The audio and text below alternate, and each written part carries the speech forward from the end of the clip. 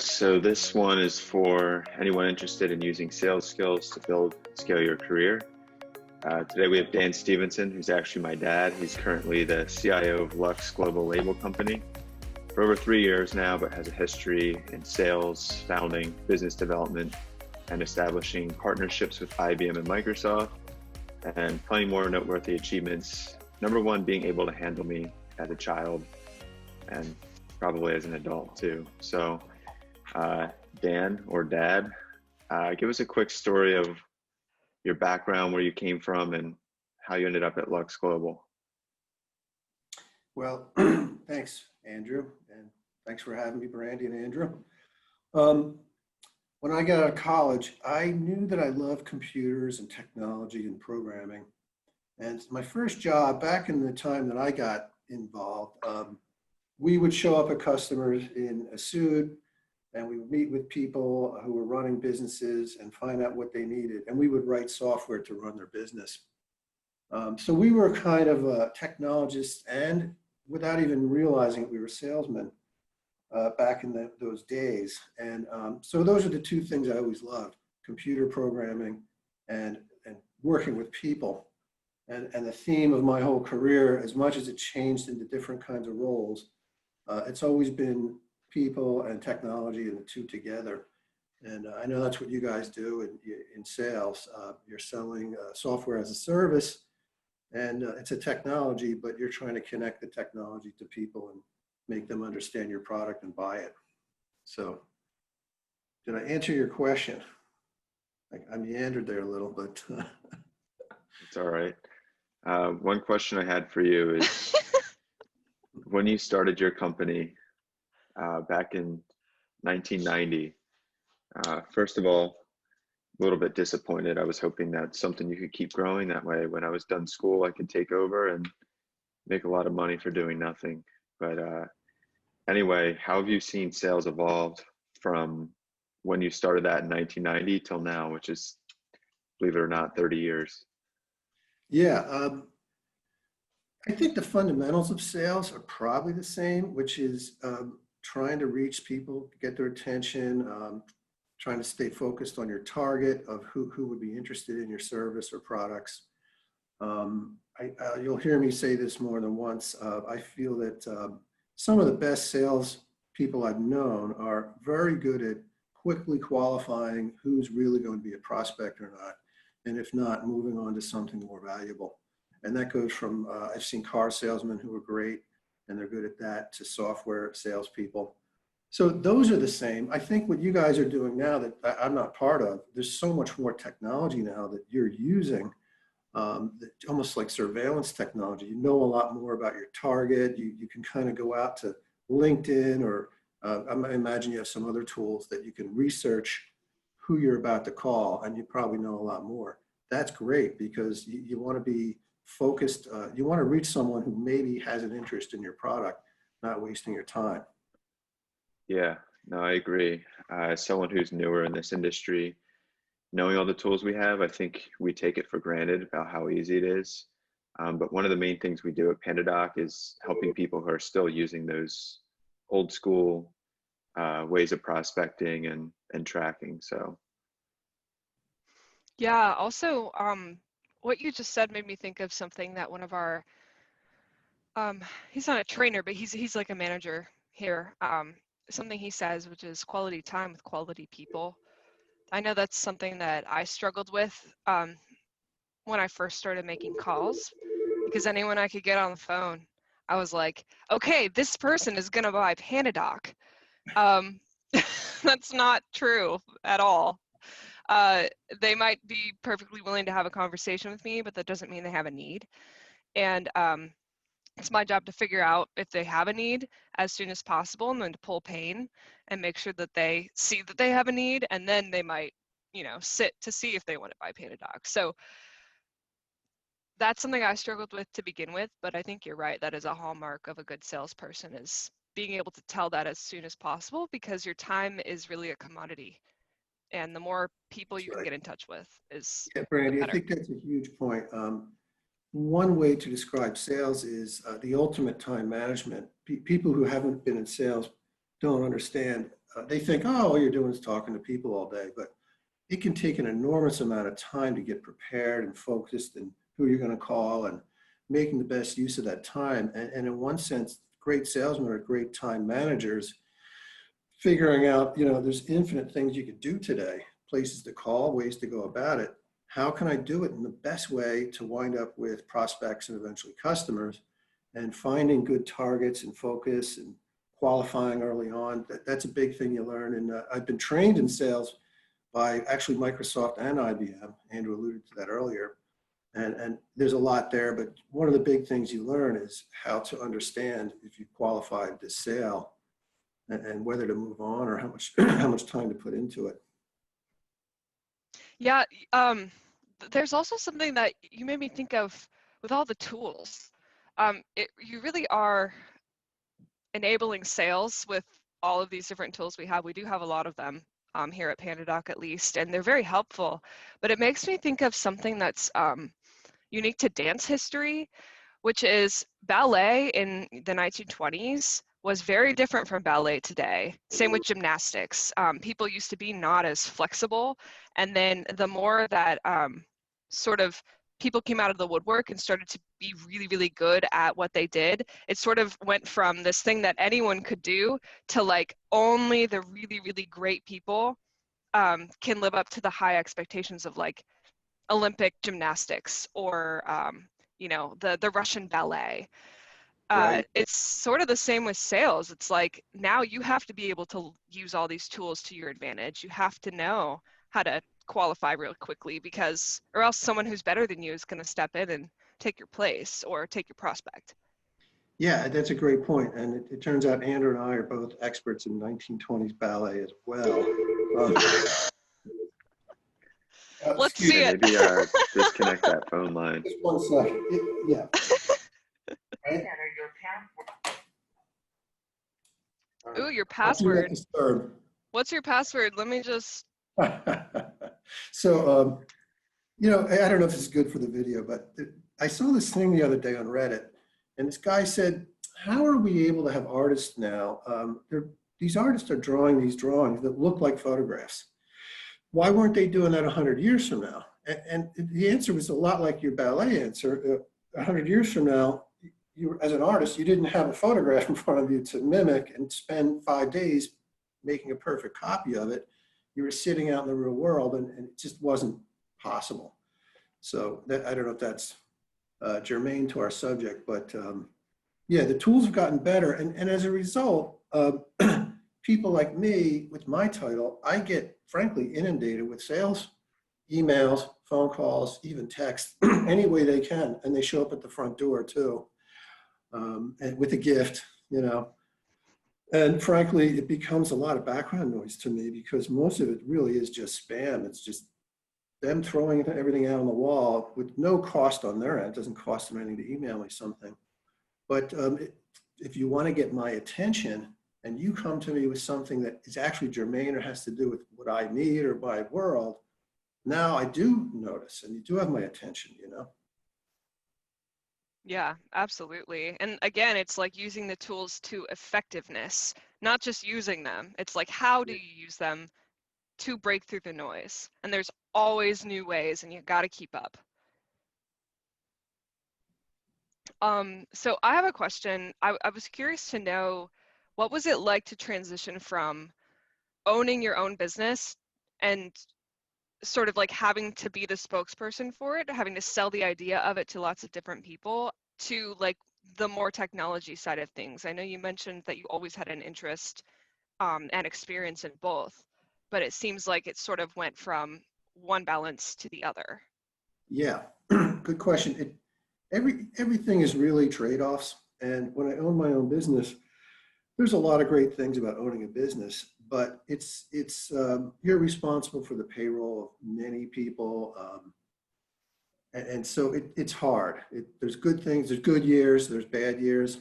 Good years, you're laughing and having fun, and tough years, you're not sleeping at night, and people don't realize all those things happen.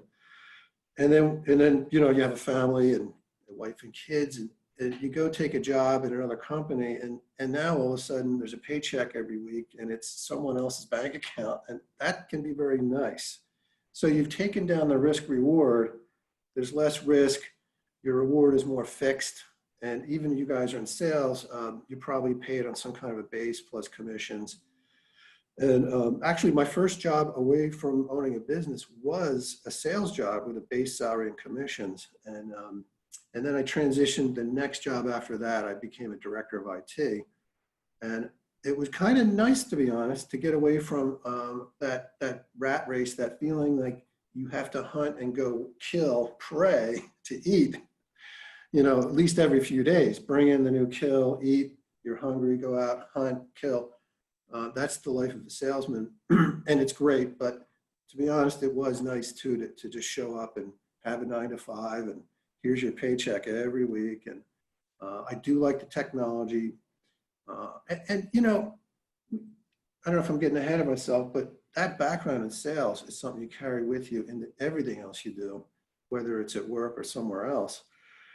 So when you become a director or later a C-level, you're in a leadership role. So it's a people job too. And it's back to that theme of it's technology and people. And if you know how to bring technology and people together, you're really bringing value to the world.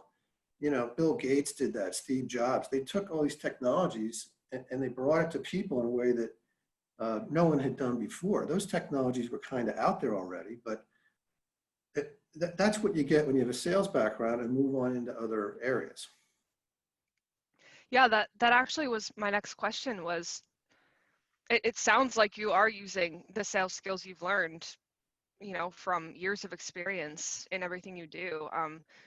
The program I'm a part of called Praxis, one of the things that they say is sales is the most important soft skill that you can have, because it translates to so many different roles. So they really encourage young people who are just starting their careers to get into a sales position, learn that soft skill, learn everything that goes with it, that hunter mentality, and then take it to something else if you are no longer interested, and see how it applies. Yes, and it's a fallback too. There was a bad period in my owning a business, excuse me, and I remember talking to the head of sales at IBM, someone I was fortunate to get to know, and he said, a salesman never starves. I don't know if you guys ever heard that. It's kind of an old-fashioned saying, but a salesman never starves. And the idea is if you know how to sell, there's always a way to go make a living. So that's one thing. And then the other thing is in my company here, having my background in sales, particularly the formal education I got from IBM and Microsoft, was very useful because they didn't have that here. So I started showing them how can we start to manage our funnel and understand what's at the top of the funnel and how we can qualify it and predict what we're going to sell. And so we brought in a new VP of marketing and sales a few years ago, and she and I really connect well because frankly, I don't know if anyone else in this company knows what she's going through, and we can talk about the funnel and sales projections, and I can relate to her. And I've even been called upon to do marketing for this company, even though I'm an IT person. So, also smaller companies, you wear a lot of hats, and, anything you're good at, you suddenly find yourself more involved in your company if it's a smaller company. Yeah, definitely. I think we can relate to that at PandaDoc. It's any position you're in, you kind of have to wear many hats, and whatever you learn, you can apply to helping out others as well. So yeah, notice from you guys' videos too. I mean, you guys really are wearing a lot of hats. Nobody's ever just carved you out as like, here's your one little job, just go do it all day, every day on a treadmill. That's the feeling I get from your company. yeah, I think some people like That was just, having something. that was the CEO of our company who wanted to talk to me. And I told him not now. Bring him You in. just waved him out. Yeah, I wouldn't try that.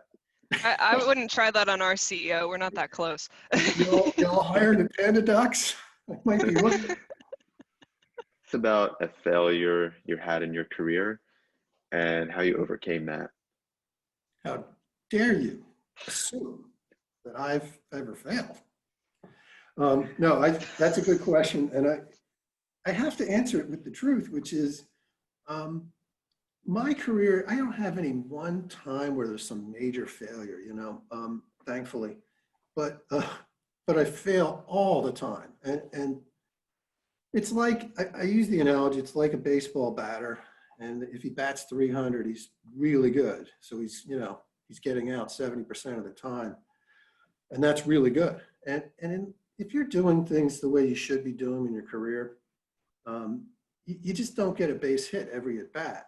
But you do step back, keep your ego checked out, and learn from it. And I've heard you guys allude to the Michael Jordan documentary, and I'm a big fan of that. And one of the great moments in that whole documentary is they kept losing to the Pistons. And they're playing the Pistons again, and Pistons are very physical and rough and basically beat up the Bulls. And the next day, they're like, we're not going on vacation. The NBA season's over. They went to the weight room, and for the first time ever, they started lifting weights. And they were going to bulk up and get stronger and tougher, so the next year they wouldn't get beat up. And it worked, and they finally beat the Pistons. But, you're learning from failure all the time. Even the Michael Jordans and the best of the world are failing and learning. Yeah, I had a professor say once, you show me someone who doesn't make mistakes, I'll show you someone who's not trying. So. Yeah, and I've also heard in sales, if you're not getting rejected multiple times a day, you're probably not trying hard enough. Yeah, you're probably not on the phone. You're probably doing nothing if you're not getting rejected at all. No.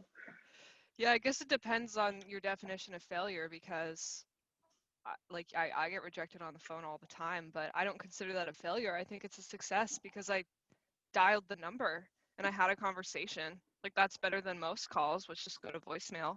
So at least I took a swing, to keep it the Right. baseball analogy. I mean, it's not 1920s ballet, but I guess we can talk about baseball. Yeah, sorry, we switched to more of a male sport, but I agree. I think even the word failure,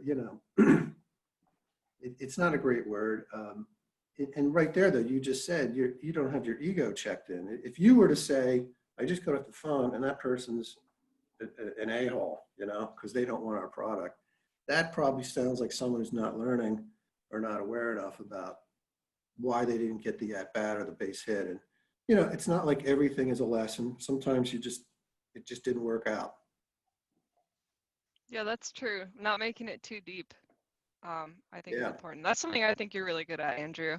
Because anytime I go to him with a problem, I'm like, oh man, I was so close to getting this person a book. He's like, don't overthink it. Yeah, it's really okay.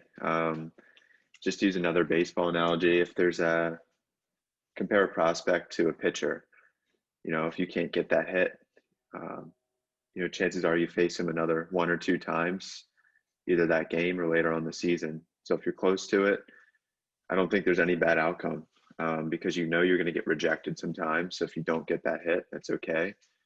But you can also take another chance. And, if you don't get it, you can go to the video room and kind of see like what went wrong, why didn't I get it, and apply that to your next at bat. So That's it. And if you look at the greats like Michael Jordan and Larry Bird, and Michael Jordan never beat Larry Bird in a playoff game. Larry Bird won every single one.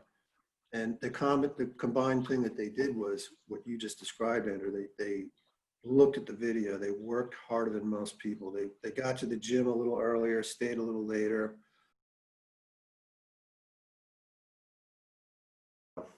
Thank God you're editing this.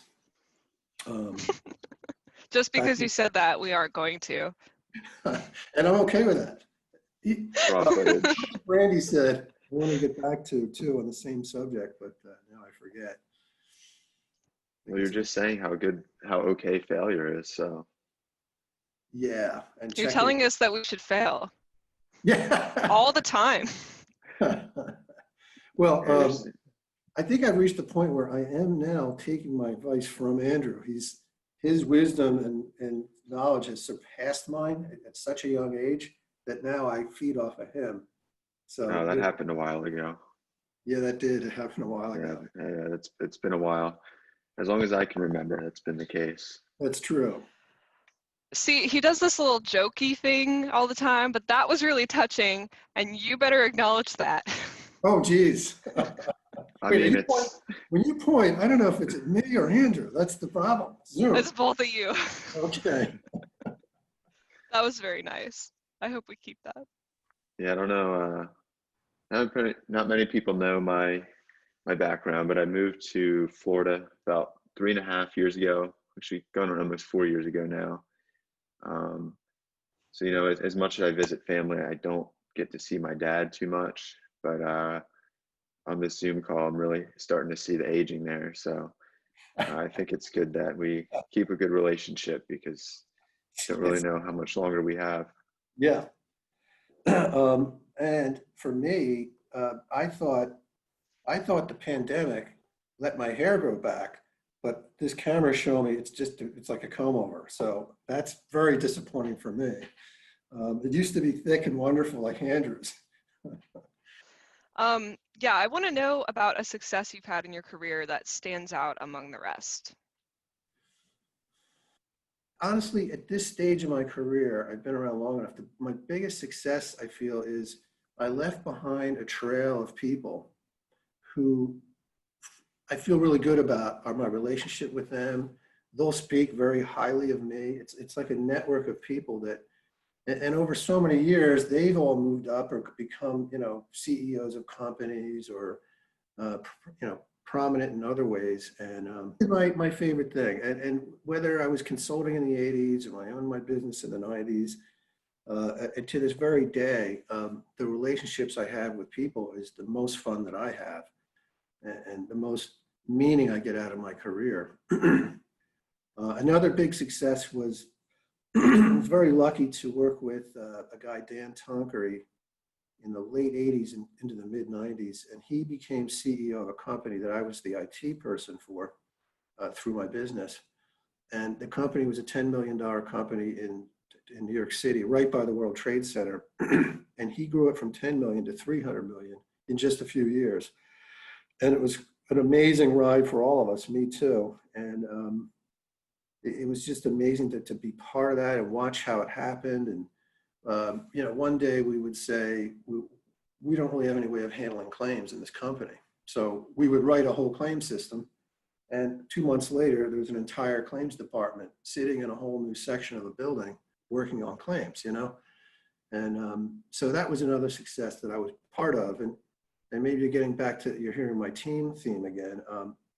All these successes are when you get onto the right team and you're part of that team, but the team doesn't happen without other guys. And back to our Michael Jordan, he had to have Scottie Pippen, and it really helped when he learned to work with Tim Kerr. And, the whole team had to come together, and then there was success.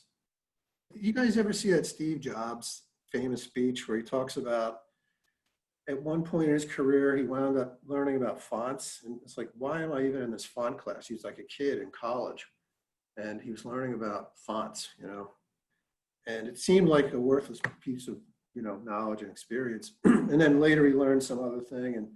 But then further down the line, all the dots started to connect. And now he's a computer guy, Steve Jobs from Apple, and he brings fonts into the fold on computers. So that was the first time you had fonts and the ability to change fonts.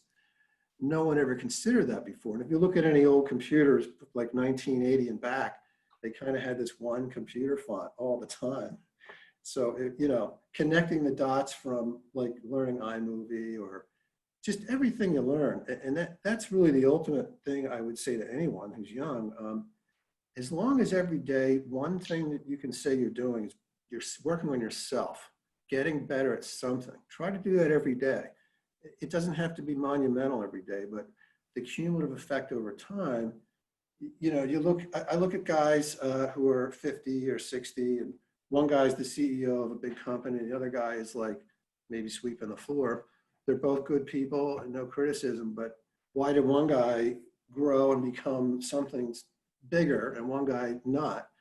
And it's just maybe a philosophy that you take on a daily basis of try to work on yourself every day, grow, and just over time it really becomes something that can change you monumentally.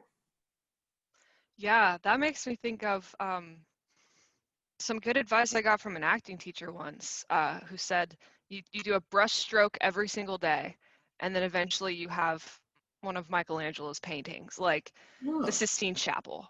And as long as you're putting in that brush stroke a day and you know that you are, because you can tell when you're not giving it your all, yeah. then you'll get there eventually, as long as you got a goal in mind. Yeah, I think that's great advice. That's something someone can do right now, today. You know, what's the Yeah, one thing you did? Write it down. Go to sleep. Do it again tomorrow. yeah. And sometimes it's described as, you turn the ship in the right direction today. And you're not going to get there today, but at least the ship is now in the right direction. And each day you do your brush stroke, and the ship, that's kind of like the ship is now going in the right direction. I got a question for you. Mhm. Ooh. I know there's at least a lot of people that are in their career that have kids. Some people at PandaDoc have younger kids. One of them just welcomed a new baby girl. So I have a question for you. What was it like to have to deal with me as you progressed in your career? Have to deal with you. Yeah, having me as a kid, what was it like? Getting phone calls from the school? Like, how did you do that? Well, I liked it a lot. I was very lucky when you guys were born. I owned my own business, and it was only less than 2 miles from our house. Which, if the business gave me anything at all, it was the freedom to come and go as I pleased at any time. So I was able to, I guess you may not even know this, every time you guys had a doctor appointment or anything like that, I would always duck out of work and come along because I liked it. And then when you had the school events like the Christmas recital or things like that, I went to all of those. I always videotaped them. Even though you didn't participate much, you were, I don't know if you were too cool for it all. We had some video of you kind of just being cool up there and not really singing along. And I don't blame you. Some of the dance moves, they were like 1920s ballet moves. And we don't do that here anymore. We do 2020 ballet moves. That's fair. Ooh, that got me. I can see it now. I think there's a video of Andrew somewhere in a choir group, not singing, just staring out at the audience while everyone else is like, Yeah. I almost don't know if you're kidding or not. We do have that video. No. Yeah.